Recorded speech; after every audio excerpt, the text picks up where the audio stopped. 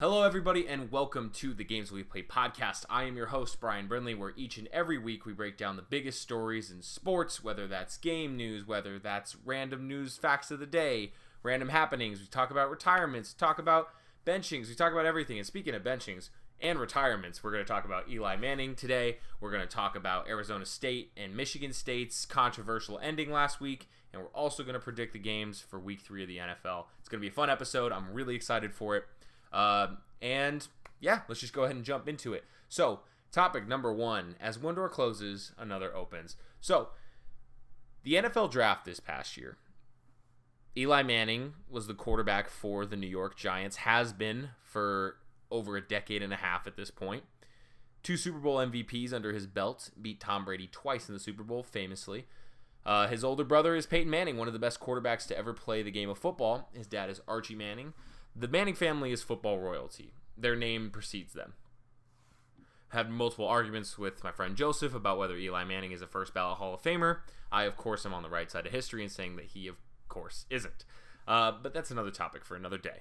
Today, I'm going to focus on what this means for the Giants. And so, this past week, it was reported and announced by the Giants that Daniel Jones, the quarterback they drafted out of Duke in the draft this year, controversially, will be the new starter for the New York Giants after a very, very bad start for them.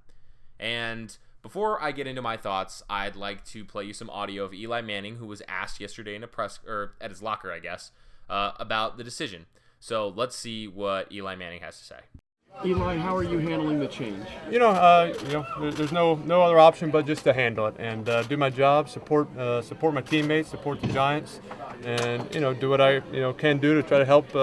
Go into football games, and right now that's getting Daniel and helping him and supporting him. Eli, do you wish you had a longer opportunity this year to show what you had? Well, that's just not you can wish all you want. That's not the way it played out, and so in some ways I signed up for this knowing when you draft a young quarterback, this can happen, and I gotta live with it and make the best of it. Eli, what was your initial reaction when Coach Shermer coached you yesterday? Yeah, just knew there was a possibility, and just said, hey, I'll handle it, and I'll support Daniel, and I'll do I'll be a good teammate and do what I'm told. Just 2 games in, I mean. So there you have it, Eli Manning. For the problems that I have with him as a player and his legacy and his fans, always been a stand-up guy. Never really says the wrong thing. I think that he is a class act, obviously, coming from that family and knowing how the NFL works. Peyton and Eli have both been very good with the media. They've both been very forthcoming, I believe, in their careers. So do I like this decision, yes or no? I like the decision in the sense that I'm glad that they're getting Daniel Jones into the mix.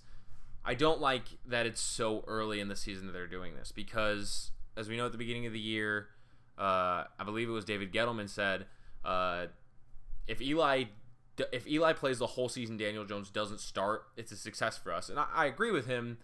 Those were unrealistic expectations. Eli Manning has been on the decline for years. Statistically, the eye test is just terrible, and statistically, it's about at the same rate. I feel like the last 3 episodes, I've done charts and all that stuff, and it's always been something meeting in the middle. This week, it's statistically and it's eye test, and they've both gone down parallel to each other in that line. So, what really got me thinking in this sense was I remember, I believe it was 2 seasons ago, the great Ben McAdoo. And by the great, I mean the great for people like me in the media who are just avid consumers of total incompetency at head coaching positions in the NFL. Decided to bench Eli Manning very late in the season. Super controversial.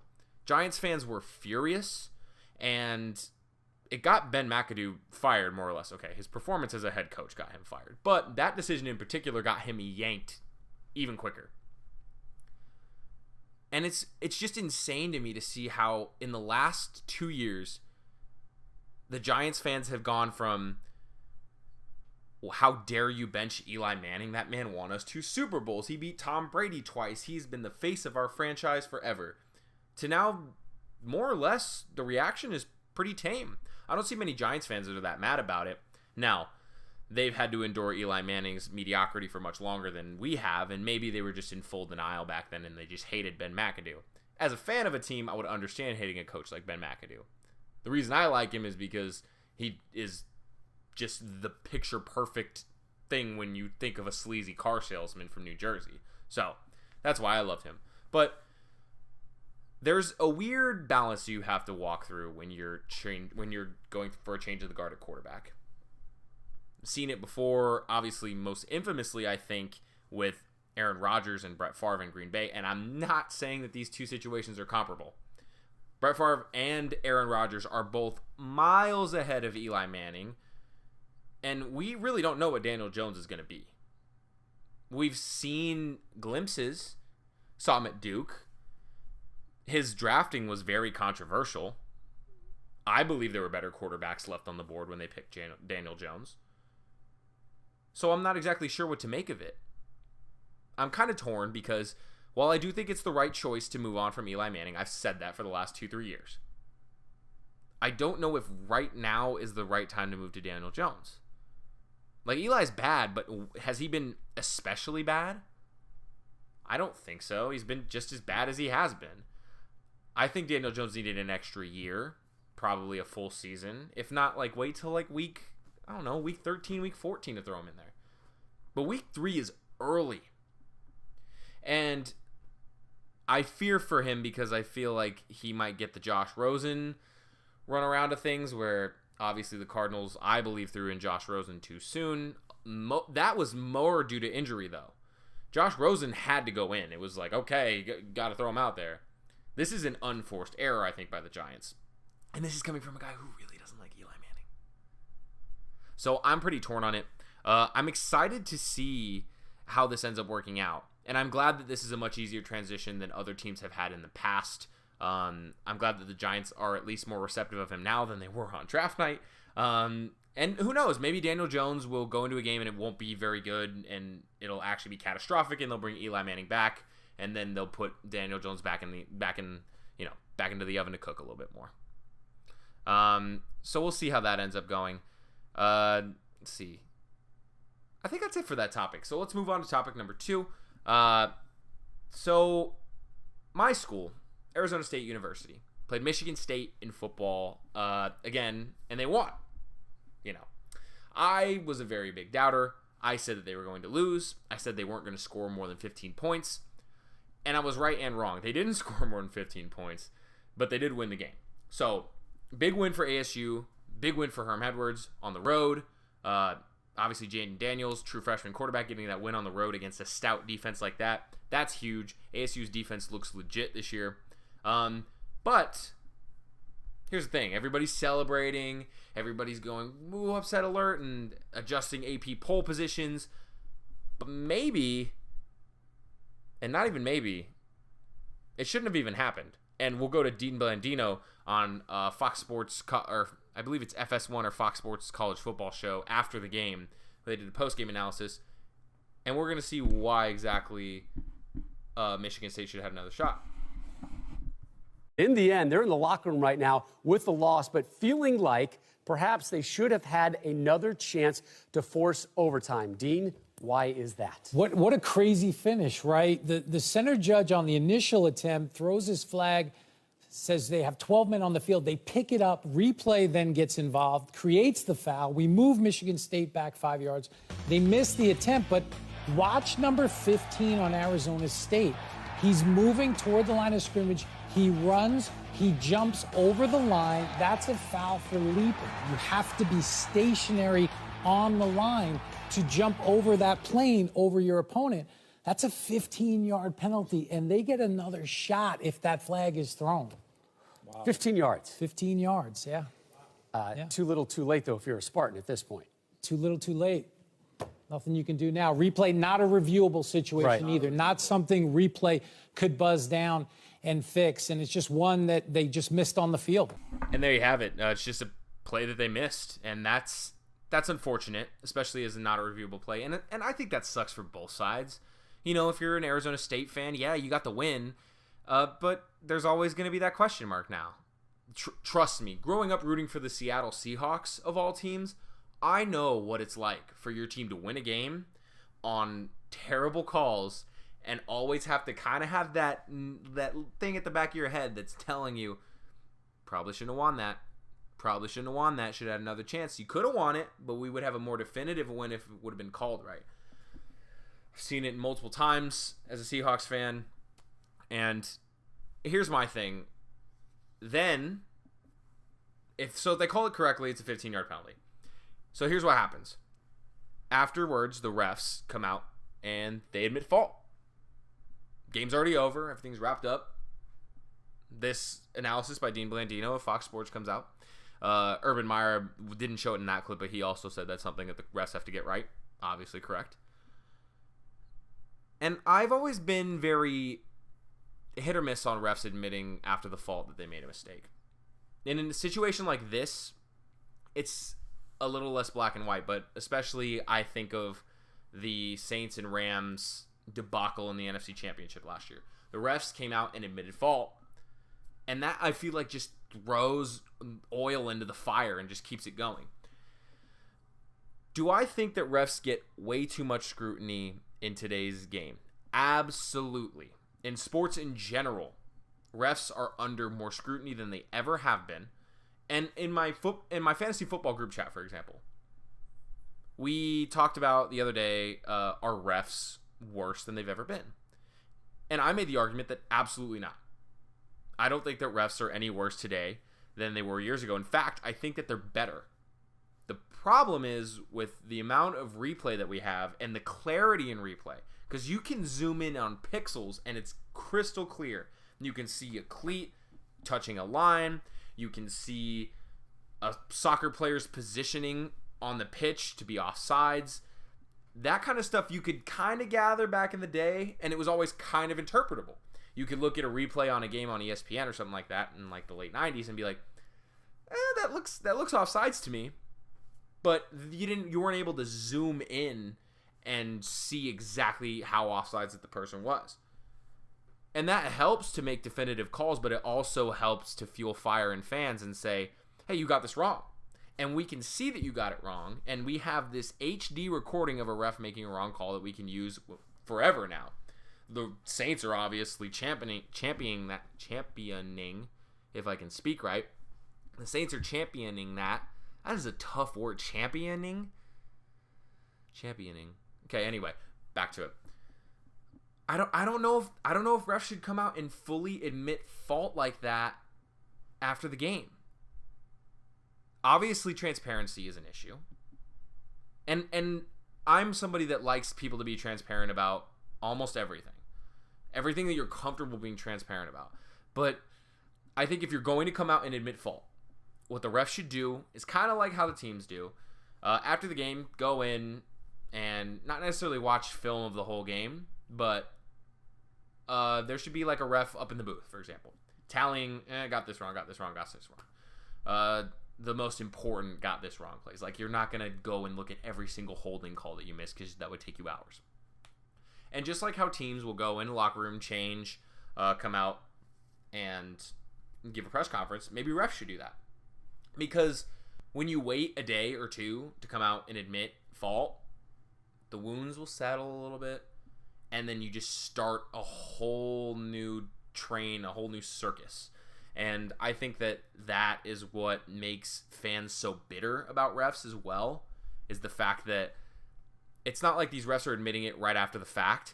And what I've noticed too with basketball especially is you'll see a lot, refs will say they made a wrong call to the player on the side of the court, and the player will freak out and they'll be mad about it, but they get over it a lot better. Because I think in that situation, a ref is like, made a mistake. Human error. I'm really sorry. And yeah, are you upset? Of course, but it's also something that you can understand as a player. It's something I understood as a catcher. I remember when I was catching all throughout junior high, high school, elementary school, and little league, coaches would yell at umpires, and I never really understood it myself. When you're yelling at somebody that to some degree holds your destiny in your hands, it's a terrible idea. And I empathize with the umpire, because sometimes, you make the wrong call. It's going to happen. Human error is a part of the game. And I am of the mind that human error needs to be a part of sports. I don't think that sports are the magical thing that they are without human error. It's a quarterback making a wrong throw. It's a ref making a non-call. It's a coach making a wrong substitution. It's a brain fart by a player and messing up a formation and getting a flag.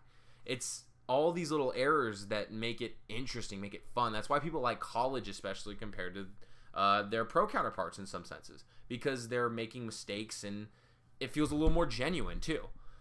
So I don't know how I feel about it. I'd love to know how you guys feel about it. Should refs come out and admit their mistakes after the game? And if so, how long should they wait to come out and admit their mistakes? Would love to hear your guys' opinions. And of course, that brings us to third and last topic of the day. As we've done the last 2 weeks, we're going to go over the NFL games for the week. And first, let's start off. I had a great week last week. I did really well.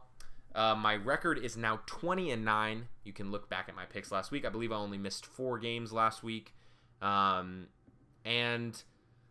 they were mostly pretty easy games to pick, if I'm being honest with you. I think the only... I'm trying to think of the games that I got wrong. Oh, I got the Seahawks game wrong because Ben Roethlisberger got hurt, obviously. I got the Saints game wrong because Drew Brees got hurt. But that's just off the top of my head. But I am officially 20 wins, 9 losses, and 1 tie, if you're going to count that. But if you really want to add that third column on. Listen, I consistently get like 40 views on these anyway, and I think like 4 of those are me checking back to see if anybody's commented. Nobody has, so let's just go on to week 3 and talk about that. So, here's what I'm going to do for this week to kind of shorten the length of time, because I think the length of these podcasts is somewhat deterring people. I'm going to go for what's called a lightning round first, and then at the very end, I'm going to talk about 3 specific games that I want to break down. So this lightning round is just going to be quick. It's going to be this team beats this team beats that team, and then at the end, we'll break down 3 games specifically. So, time for the lightning round.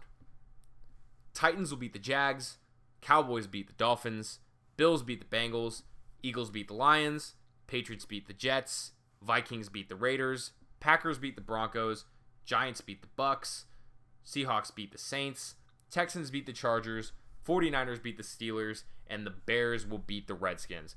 Now, sharpen the focus, and let's break down the 3 games that I left out of that. First game we're going to talk about, the Baltimore Ravens play the Kansas City Chiefs. Lamar Jackson has looked absolutely stellar this season so far. 7 touchdowns, 0 interceptions, 19 carries for 126 yards, and just has looked absolutely stellar. Keep in mind, though, caveat there is he's played Miami and Arizona. Probably the 2 worst teams in football, unless you want to count the Jets, which is fair. And then let's just go to the other side of the field. Kansas City Chiefs. Patrick Mahomes has not fallen victim to the Madden curse as of yet. Knock on wood, because I like the kid. He's older than me. Whatever. But here's the thing with him. 7 touchdowns, 0 interceptions. Same as Lamar Jackson. Has more passing yards, but same ratio touchdowns to interceptions. Both of these teams are 2-0. And here's the thing. Chiefs haven't exactly played great competition either. They've played the Raiders, and they've played the Jags. Raiders look better than I thought they were going to look this season, but the Jags are what the Jags are. Jalen Ramsey obviously requesting a trade. Not breaking that down today. We'll probably break it down when he lands somewhere next week. But yeah, Mahomes has continued that kind of MVP caliber play that he had last season. Absolute insane arm talent. He looks like a great leader on the team as well. The Chiefs seem to be in the market for Jalen Ramsey, speaking of that trade, but it hasn't happened yet as of this recording, so we're going to leave it alone for now. Kansas City Chiefs are at home. That's what I think gives them the advantage in this game, and I have more confidence in the Kansas City Chiefs being for real and not just having the fluke of playing bad teams than I do the Ravens being really good and having the luxury of having played bad teams. Lamar Jackson, I have seen him be absolutely terrible. I've seen him be absolutely stellar. I have not seen Mahomes be absolutely terrible, and I've seen him be absolutely stellar. I think that the Ravens adding Earl Thomas on their defense is a great leadership move, and I actually really like the Ravens team. I think especially with the Steelers losing Ben Roethlisberger for the season and the Browns we don't know what the Browns are. I think that the Ravens have a legit playoff shot this year. We'll see how it ends up working out, but I think that they have a legit shot. I'm going to pick the Chiefs at home. I think Patrick Mahomes is the more experienced quarterback. I think he is the better quarterback. I think that his team is the better team, especially on offense. And I think that their defense will be boosted by the fact that they are playing at Arrowhead Stadium. So, picking the Chiefs in this game. Second game we'll break down is the Carolina Panthers versus the Arizona Cardinals. I believe this is going to be the first win that the Cardinals get this season. They will be 1-1-1, and here's why. Cam Newton's out. But, and there is a but, his replacement is Kyle Allen. He actually hails from the Valley. He's from up in Scottsdale. He went to high school there, and he played quarterback, and then he went to Texas A&M. Now, who else went to Texas A&M? And who was his teammate?